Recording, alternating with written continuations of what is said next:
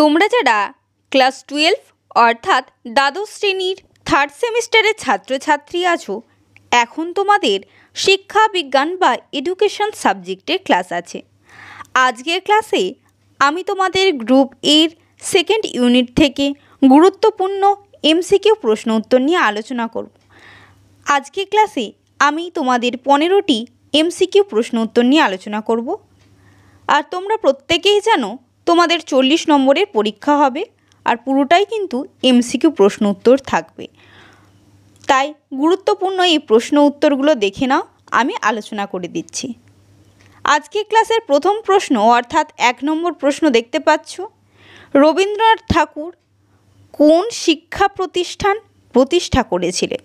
Option A Presidency College, option B Shantiniketan, option C Aligarh Muslim বিশ্ববিদ্যালয়, option D Delhi বিশ্ববিদ্যালয়।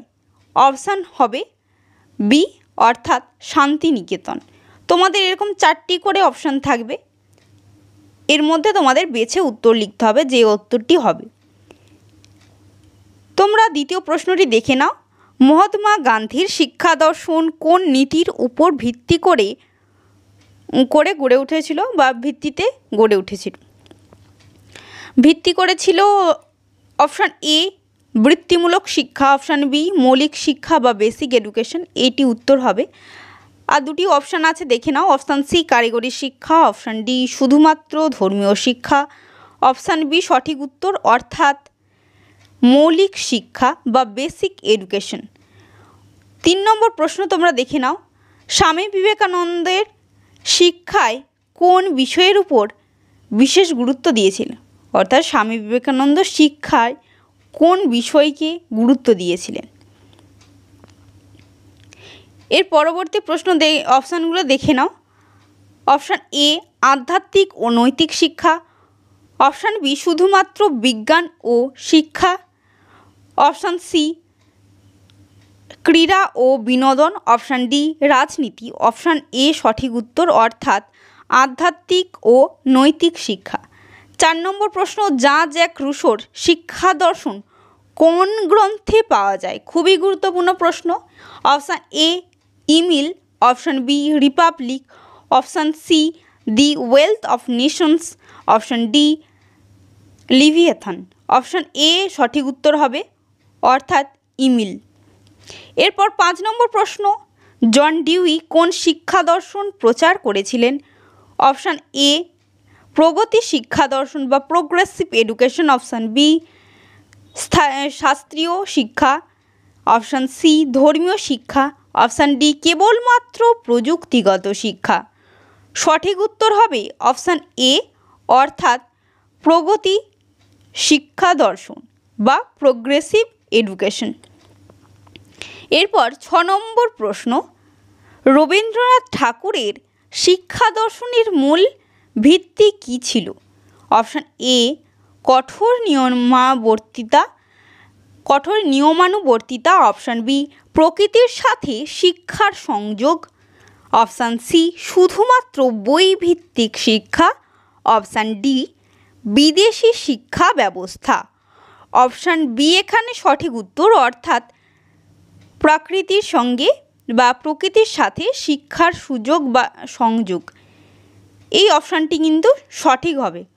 এরপর 7 নম্বর প্রশ্নটি দেখে নাও, স্বামী বিবেকানন্দ শিক্ষার্থীদের মধ্যে কী গুণাবলীর বিকাশের উপর গুরুত্ব দিয়েছিলেন? অপশান এ আত্মবিশ্বাস ও চারিত্রিক দৃঢ়তা, অপশান বি শুধুমাত্র বিজ্ঞান চেতনা, অপশান সি যান্ত্রিক চিন্তাভাবনা, অপশান ডি নিরপেক্ষতা। অপশান হবে সঠিক উত্তর এ, কারণ আত্মবিশ্বাস ও চারিত্রিক দৃঢ়তার ওপর কিন্তু গুরুত্ব দিয়েছিলেন স্বামী বিবেকানন্দ। এরপর 8 নম্বর প্রশ্ন তোমরা দেখে নাও, গান্ধীজির নাই তামিল কিসের উপর ভিত্তি করে তৈরি? অপশান এ শ্রম ও কাজের মাধ্যমে শিক্ষা, অপশান বি শুধুমাত্র ধর্মীয় শিক্ষা, অপশান সি পাশ্চাত্য শিক্ষা ব্যবস্থা, অপশান ডি উচ্চ শ্রেণীর শিক্ষা ব্যবস্থা। অপশান এ সঠিক উত্তর হবে অর্থাৎ শ্রম ও কাজের মাধ্যমে শিক্ষা। এরপর 9 নম্বর প্রশ্ন, জ্যাক রুসো এর মতে বা রুসোর মতে শিক্ষার মূল লক্ষ্য কী বা শিক্ষার লক্ষ্য কী? এইভাবেও প্রশ্নটি কিন্তু তোমাদের পরীক্ষায় আসতে পারে। খুবই গুরুত্বপূর্ণ প্রশ্ন। অপশানগুলো দেখে নাও। প্রথম অপশান বা অপশান এ রয়েছে প্রকৃতির সাথে সামঞ্জস্যপূর্ণ জীবনযাপন। অপশান বি পরীক্ষার মাধ্যমে মূল্যায়ন। অপশান সি কঠোর শাস্তি প্রয়োগ। অপশান ডি ধর্মীয় অনুশীলন। অপশান এ প্রকৃতির সাথে সামঞ্জস্যপূর্ণ জীবন যাপন। এরপর 10 নম্বর প্রশ্ন, জন ডিউই কোন ধরনের শিক্ষাকে সমর্থন করেন? অপশান এ অভিজ্ঞতা ভিত্তিক শিক্ষা। অপশান বি কেবলমাত্র বই ভিত্তিক শিক্ষা। অপশান সি স্মরণশীল শক্তির ওপর শিক্ষা, স্মরণ শক্তি বা স্মৃতিশক্তির উপর ভিত্তি করে কি যে নির্ভরশীল শিক্ষা। অপশান ডি পরীক্ষামূলক শিক্ষা। অপশান ই সঠিক উত্তর হবে, অর্থাৎ অভিজ্ঞতা ভিত্তিক শিক্ষা। এরপর 11 নম্বর প্রশ্ন, রবীন্দ্রনাথ ঠাকুরের শিক্ষা দর্শন কী নামে পরিচিত? অপশান এ মৌলিক শিক্ষা। অপশান বি ব্রহ্মচর্য শিক্ষা। অপশান সি বিশ্বভারতী শিক্ষা। অপশান ডি আনন্দময় শিক্ষা। উত্তর হবে অপশান ডি, অর্থাৎ আনন্দময় শিক্ষা। এরপর 12 নম্বর প্রশ্ন, স্বামী বিবেকানন্দ শিক্ষার মাধ্যমে কোন ধরনের সমাজ গঠন করতে চেয়েছিলেন? অপশান এ বর্ণভিত্তিক সমাজ। অপশান বি বিজ্ঞানভিত্তিক সমাজ।